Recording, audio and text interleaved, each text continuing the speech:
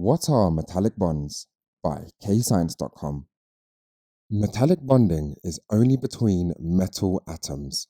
It is possible to use the periodic table to be able to identify whether a substance has metallic, ionic, or covalent bonding. Non-metals are to the right of the stepped line and metals are to the left of the stepped line. For example, iron is located in the metals section of the periodic table, so has metallic bonding. If it was bonded to a non-metal such as oxygen or chlorine, it wouldn't have metallic bonding, it would have ionic bonding. This very simple particle diagram shows how a sample of iron is made up of just iron atoms, so must have only metallic bonding. This is very easily identified using the periodic table. It's question time. Attempt these questions to check your understanding.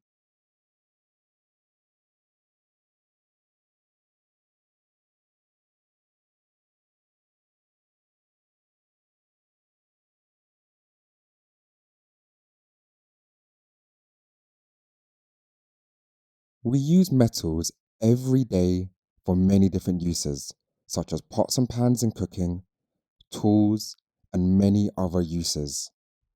To understand what's going on with the metal that makes up this hammer, let's zoom in on the metal atoms. These circles represent the nuclei of the atoms. The space in between these circles represents the empty space that exists between the nuclei.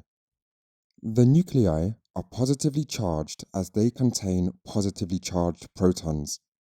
So in this example, these are metal atoms in a pure substance, where they are the same element and therefore the same size. A metal is normally a solid at room temperature. This particle diagram of a solid can help us understand metallic bonding. For example, the atoms are held in a fixed position and vibrate only. These atoms have a regular repeating arrangement. Therefore, the overall structure is a giant lattice structure.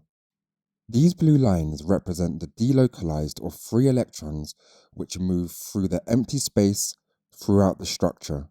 These arrows represent how the electrons move randomly in all directions. We say these electrons are delocalized because they temporarily leave the outer shell of each atom so that they are free to move. They are not held in the shell.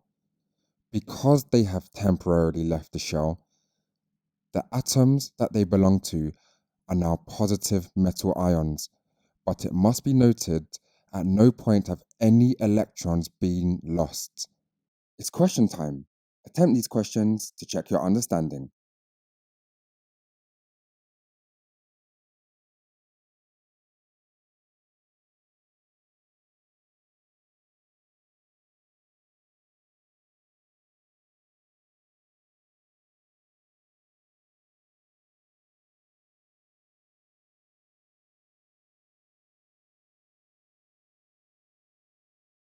We're now going to use the example of a copper wire to develop our understanding of metallic bonding and the giant lattice structure that they have.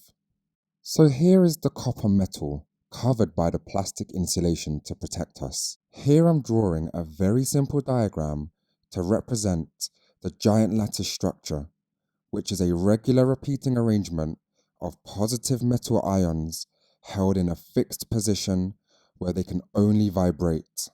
These blue lines represent the sea of delocalized electrons.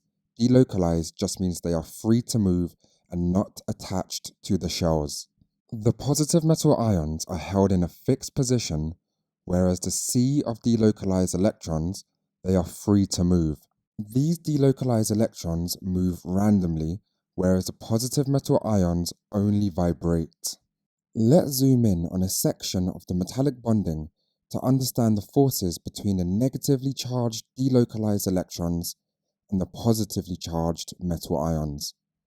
This positive charge is due to the positive protons in the nucleus, and these are the negative delocalized electrons which have temporarily left the outer shell of each atom. These black lines represent very strong electrostatic forces of attraction. These exist between the oppositely charged positive protons and negatively charged electrons. It's question time. Attempt these questions to check your understanding.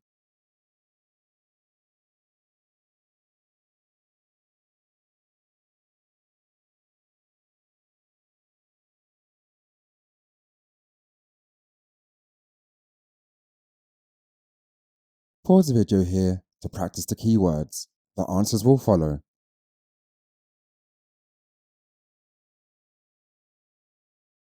Press pause to answer the questions. The answers will follow. If stuck, just rewatch the video. Press pause to go through your answers and make any corrections to your mistakes. And don't forget to visit KayScience.com for more videos, worksheets, and quizzes at KayScience.com. And don't forget to like and subscribe.